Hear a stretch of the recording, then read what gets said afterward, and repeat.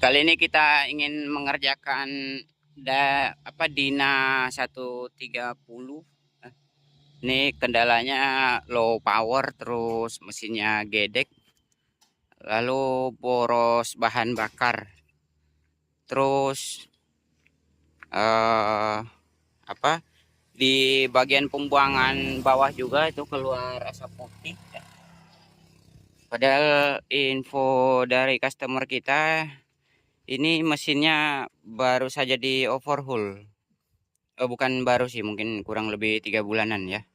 Jadi kita belum berani untuk langsung ponis bagian dalam ya, diantaranya ring piston, terus seal klep atau liner, karena semuanya sudah diganti ya, liner, piston, terus ring piston, lalu seal klep juga sudah ganti.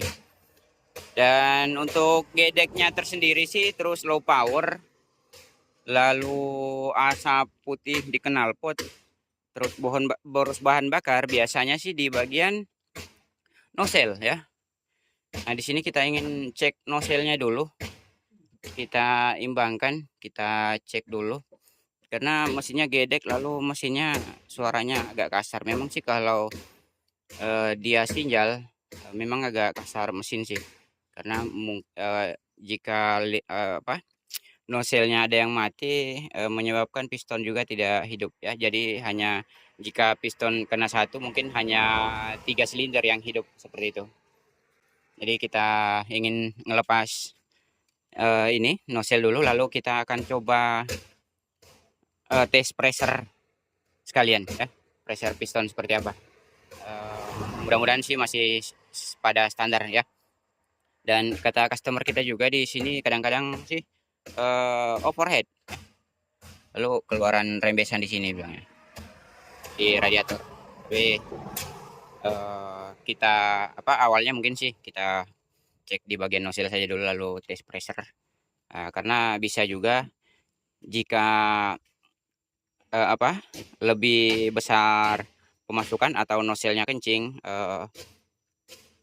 mungkin bahan bakar numpuk di bagian kepala piston, bisa juga menimbulkan asap putih di pembuangan ya, karena kebanyakan bahan bakar tidak sanggup dibakar di ruang bakarnya di kepala piston seperti itu. Oke, ini kita ada Mazda ingin ganti join ya, cross join, lalu tidak bisa dimatikan. Nanti kita akan lainkan tutorialnya saja. Nah, sana ada Helen yang kita ganti kabel bodi kemarin, itu dibaikin baknya karena sehabis terbalik habis rebah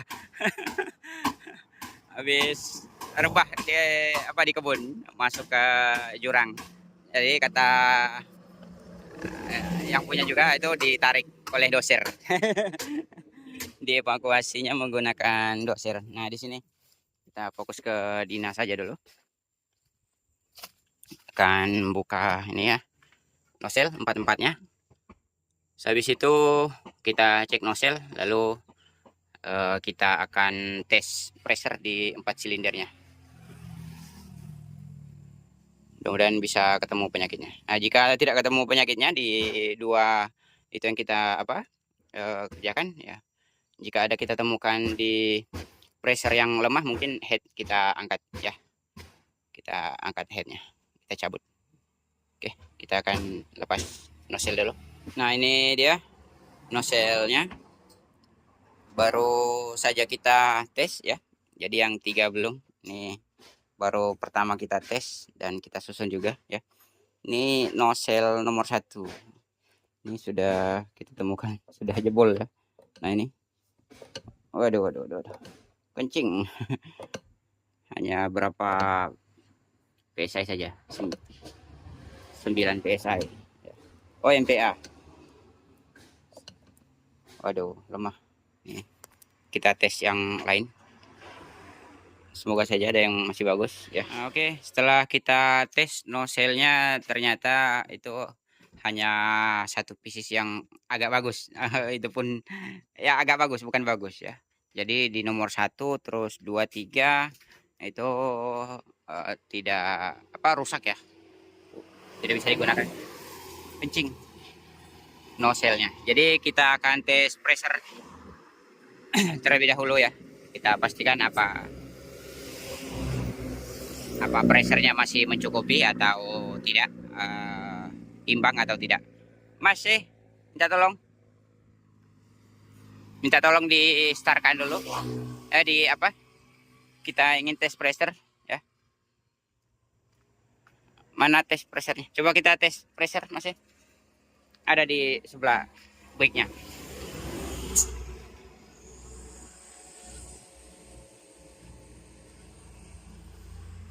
Oke.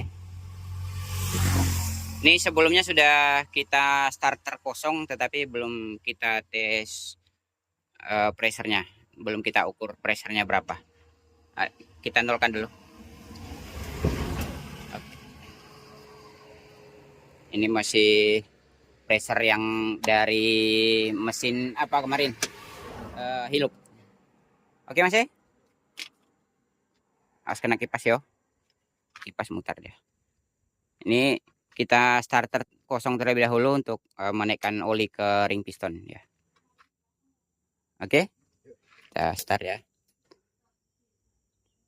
Siap. Ini langsung kejok. Nah, tahannya itu aja. Nah, gitu.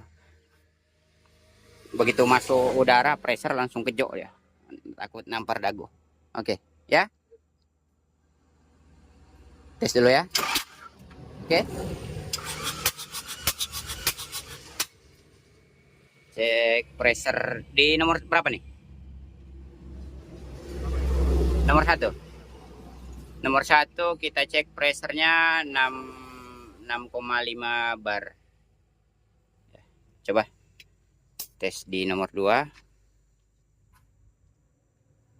Oke.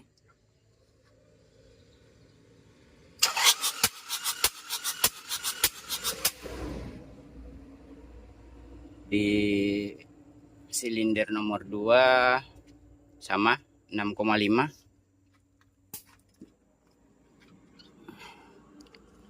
Oke.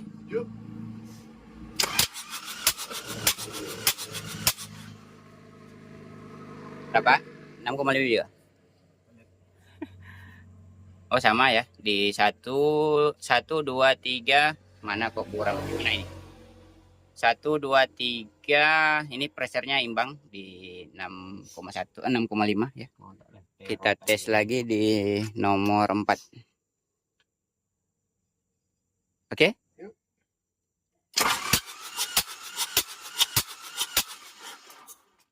Cek. Piro?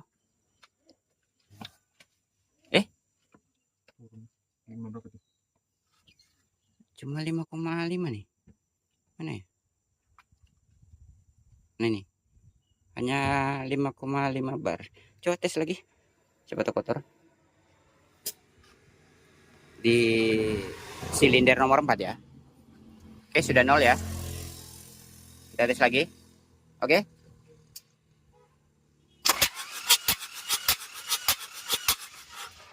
Oh, ada masalah di nomor 4. Tetap. Oke. Di nomor 4 kita dapatkan ada selisih ya. Ini hanya 5,5 ya. Oh, ini kurang pressure, mungkin kita akan tes cek ini dulu, valve-nya seperti apa ya. Kita buka covernya Mas ya. Kunci piro boy. Rolas. Kita cek dulu valve-nya seperti apa di dalam ya. Karena tidak imbang, seharusnya dia pressure itu imbang di 4 silinder. Biar bisa normal.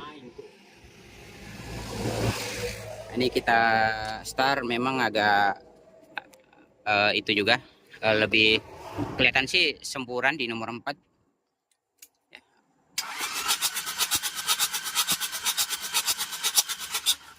Oh, sudah tidak ada, tadinya nyembur di sini waktu kita tes